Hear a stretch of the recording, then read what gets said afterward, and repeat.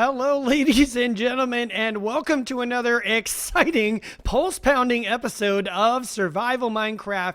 It's the Gamer Fox, and today we're starting back in the Deep Slate Mines again, and we're having a little bit of mob trouble right here. Been trying to clean this area out because there is just mob city down here. I think I have this area sufficiently lit up right now so that it's safe to talk about what we're doing to start today. Last episode, I was gathering a lot of wool that I needed for today, but now it's time to collect all the redstone that I need as well. And I've done pretty well on all the resources that I need so far. And it certainly has not been clean work that I've been doing. As you can see, I'm a little worse for the wear dirt-wise down here. But I think I've gotten what I need to get for today, and I think we're going to wrap it up here in these mines. We're going to head back to the plaza, and we're going to get started for what we're going to do in today's episode. But first, if you enjoyed this video, please do me a favor and go ahead and leave a like on it for me. And if you have a comment or a question, please be sure to leave it in the comments below. And if you're one of the many people who are not yet a subscriber to the channel, please consider subscribing. It's fast, it's free, and it helps me bring you more great content just like this, and I would really appreciate it. We're back in the overworld and back to the plaza, and I'm still loving this portal. In the last episode, we put together a set of castles for different types of minigames. We have a crimson castle and we have a warped castle, and since the last episode, I've been actually doing a little bit of work on the area in between the castles. I started putting together some thoughts and pulling some ideas from the volcano over here and doing a little bit of blackstone and fire, and this is eventually going to be lava. It's orange wool right now because I ran out of lava buckets. Between the volcano and the lava mazes, I'm out. There still would actually be a way through here. There'll be kind of like a little bit of a corridor right here. You could kind of run through. There's a little bit of parkour right here. You'd have to jump over the lava. And over here on the left, you can see I have a deep slate and stone bridge.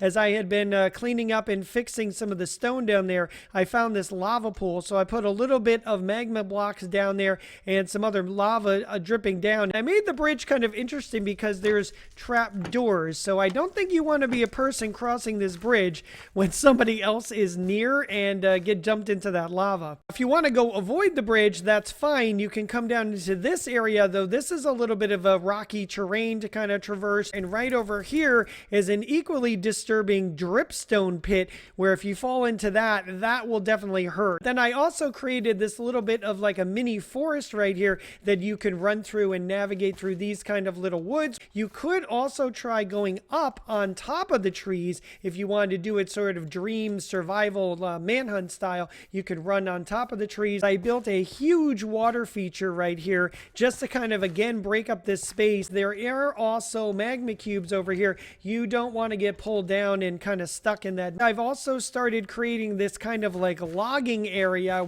There's natural kind of barriers, and there's also areas, you know, where you could get a little cover in here, which I think is kind of important. One more area in front of Castle Warp that I've started playing with is this kind of rocky, craggly little area. And if you go through, you know, you can again get some cover, but then this is also kind of a choke point. Uh-oh, there's also some baddies in there who are definitely out to get you. I also started a little work on the transition from the castle gaming area over here back to the plaza. I like this area. Look at this. This is pretty cool. We've got some water flowing in here, which is nice. It gives it some life. I did a little bit more of a water feature over here. I did start to work on what maybe like a fountain or a little plaza, or maybe there might be a statue here. I'm not really sure.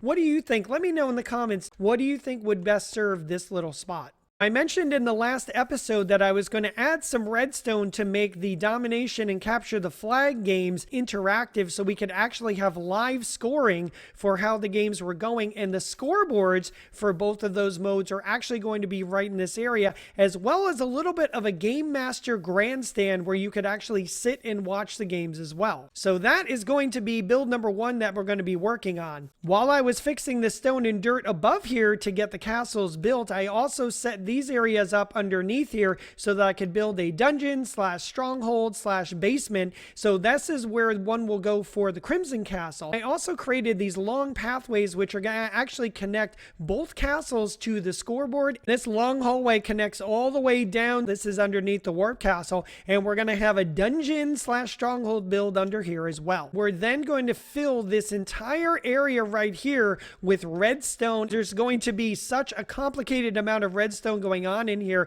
We're absolutely going to have to keep track of what is what, and that's what I'm going to be using the wool that I was collecting last episode for. So I think I need to quickly get showered and cleaned up and ready so that we can start to do our builds. Are you here to help me build? Oh, I'm sure you're going to be a very big help. It's time to jump in to time lapse number 1, and let's build the scoreboard and the grandstands for our castle gaming area.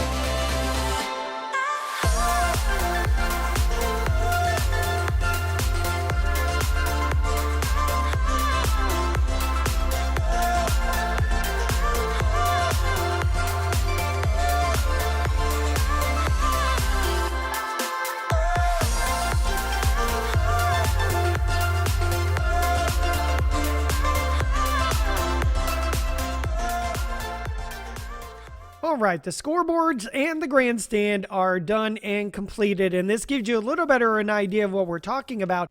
As you can see, both of these scoreboards are themed to the individual castles and the individual teams they'll be connected to, and the redstone lamps will help us keep a real-time track of what the scores are for both teams. How that is all going to happen and these redstone lamps are going to be connected to the castles, we still have to work on, but we'll be getting to that very soon. So that's our first build, and we now have the place where all the redstone is going to tie into. So now we're going to have to get underneath the castles and do some building under there as well. So I have my materials all set up here under Castle Warp, and we're going to put the dungeon together. So let's jump into time lapse number 2, and let's get that going now.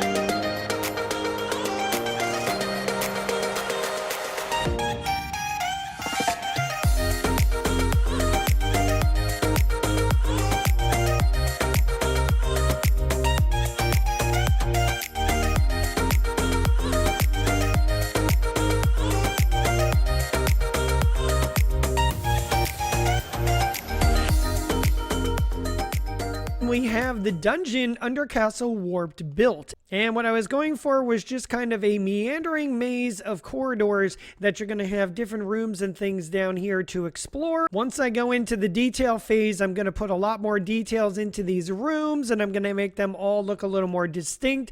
And so that is the dungeon slash stronghold slash basement of Castle Warp done. So let's jump into time lapse number 3, and let's build the stronghold underneath Castle Crimson.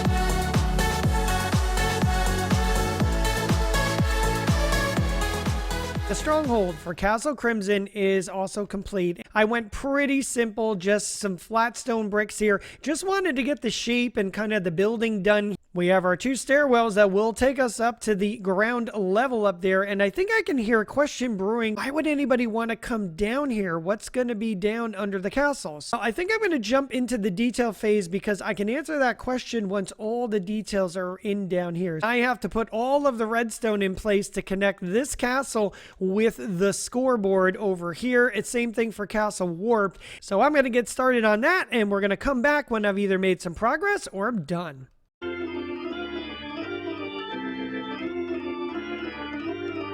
Okay, and here we are with, I've only got about half of the redstoning done so far. Essentially, what I have done is I have made a number of different redstone circuits from Castle Crimson, and these are leading right here over to the scoreboard. We actually get scores for each team from both different castles. I'm going to talk about what's involved with that very soon. But we've made a significant amount of progress. And as you can see, we have a lot of redstone. Was I lying? I mean, I wasn't lying, right? There's a ton of redstone going on down here. So I want to continue all of the work from the scoreboards all the way back here to Castle Warped. I'm going to get started on setting up all of the redstone over here as well. Same thing as I did with Castle Crimson. And then when I finish with that, we're going to come back and do a detailed walkthrough and a demonstration of how these are all going to work coming up very soon.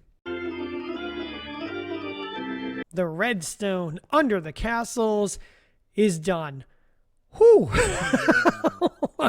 I mean, I hope that this looks like a heck of a lot of work because, oh my goodness, it's a lot of work. I have all the complicated redstone done. We have all the connectivities with our observers set up. I have the mechanism to count the different items from Capture the Flag set up. And I've also done a little bit of detailing work on both of the dungeons under each of these castles. So let's take a walkthrough of everything. Let's look at all the details and see where we're at. I definitely was underground for a while because there's a lot of mobs out here. So I have gone ahead and done the detail work up here on both the scoreboards and the grandstand right here. And what I tried to do with the scoreboards was just add a little more detail and interest to these. I did put up the banners. I do thank everyone who have voted for the banners from last episode. I'm continuing to use these two for right now. I think these two are my favorites. If we get enough votes, I might change them, but we'll see.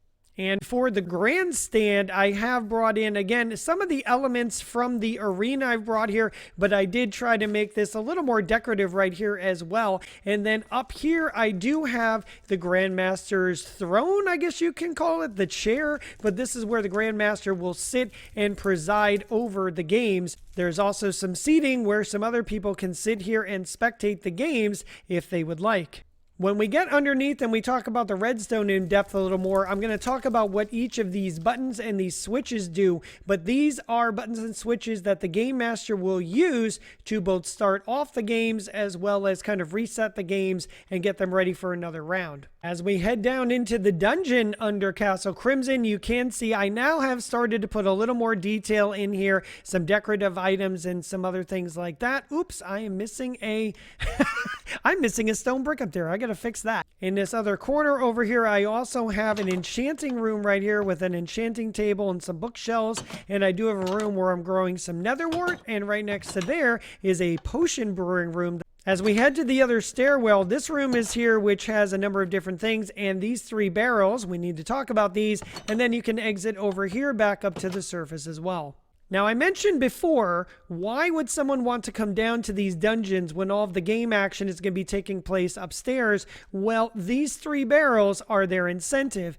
These barrels are tied to redstone behind the wall here that are connected to a timer, and these are 3 different levels of bonus items that can be received during the game. We start with very basic items, maybe like wood tools, maybe stone items. We go up to maybe iron and gold, and finally there could be diamond level items that come in this chest. Using the same type of system that I used for the timed potion release over at the lava mazes, I'm using a step timer right here of item timeouts to time time when items will be dropped and distributed from these barrels. So up here above, there are barrels that actually contain some of those different items. So again, I'm showing we've got some basic wood items here. Here we've got some iron tools and items, and in this one, it's all diamond.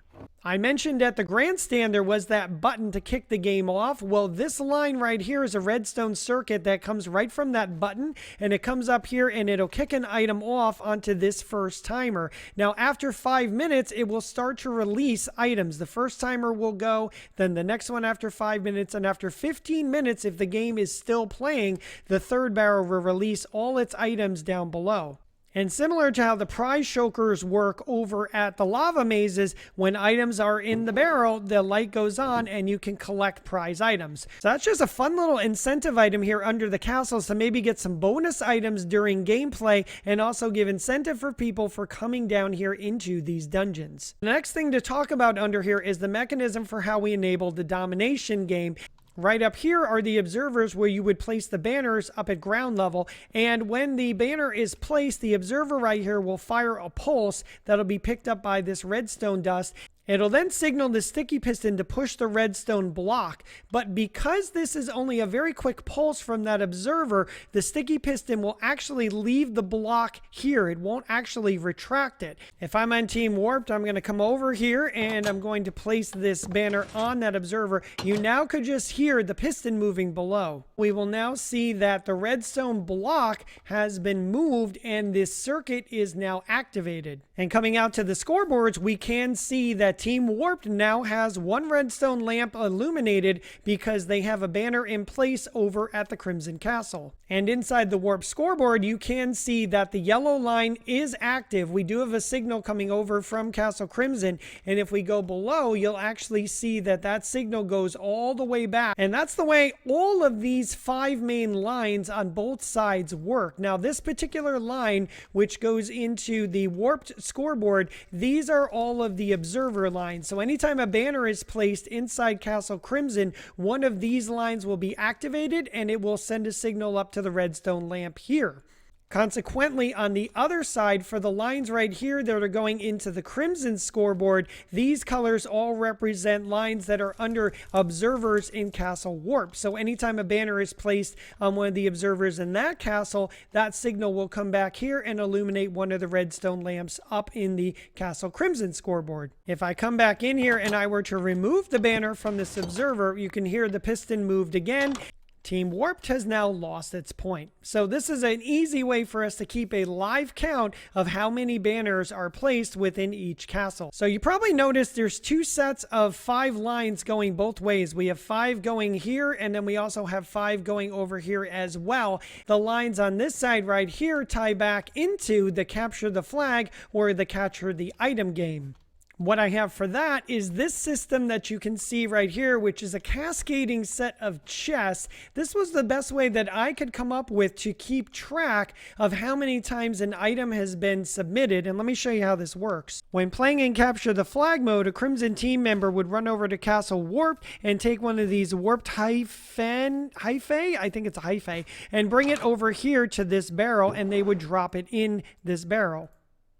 Now, beneath the barrel, there's a descending level of hoppers which lead into an item sorter right here, which is looking for that particular item. If it finds it, it drops it into this cascading set of chests. Every time an item is received, it cascades down to the next chest, and the comparators will send out a signal when an item is sitting in there. And every time another item is received, it moves down into the next chest, giving us individual signals.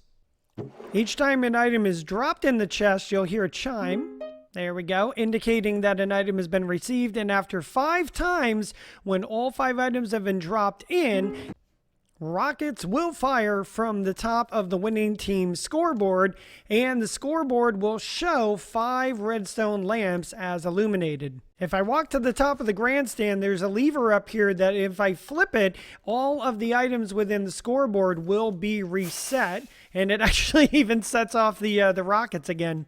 As you can see, the scoreboard is reset, so all the items in the chest will now be empty again. Both castles have a redstone circuit coming from the grandstand that will reset all these chests, and I also have a manual override lever so I could do it here at the castles myself.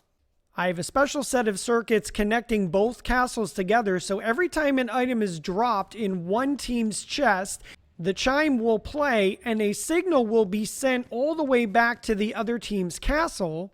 The signal makes its way all the way over into the other team's house, and that is where the additional items are being stored. And each time that signal comes through, the dropper will be pulsed and an item will drop into the other team's chest. When they come up to the house on the playing field, they can come over and the item will be waiting for them to grab and take back to their castle to hopefully make it across the playing field and get a point. The buttons that I have on the grandstand do two things. One of them, they kick off the timer for those bonus chests over there, but I also have it tied in so that when the signal comes from the button, it also releases the first item into the chest, which will kick off the capture the flag game. So as you can see, this is quite a complex amount of redstone. There is no way that I would have been able to keep track of what was what down here without the color coding system. So that was a little trick that I picked up from the guys over at Hermitcraft, specifically Tango Tech, who did a lot of this in some of his more complicated redstone builds like Decked Out and the Among Us game. I was just noticing after I was leaving Castle Warped over here that my skeleton actually picked up a friend. There's two skeletons in that belt now. That's pretty funny. Whew, I gotta tell you, this has been a great amount of building. This has been a lot of fun putting this all together, but my goodness, what a huge amount of work this all was. Not only doing all the builds on the surface up here, the castles and this area right out here, as well as the scoreboards and the grandstand, but of course, all the redstone underneath there too.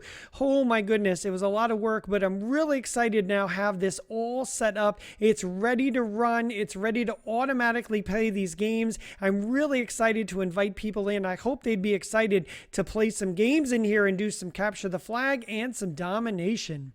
And that is going to bring this episode of Survival Minecraft now to a close. We have done most of the work here to get all of the gaming areas around the plaza built. Having this castle gaming area done fulfills the last major area that I had to complete and the last major amount of work.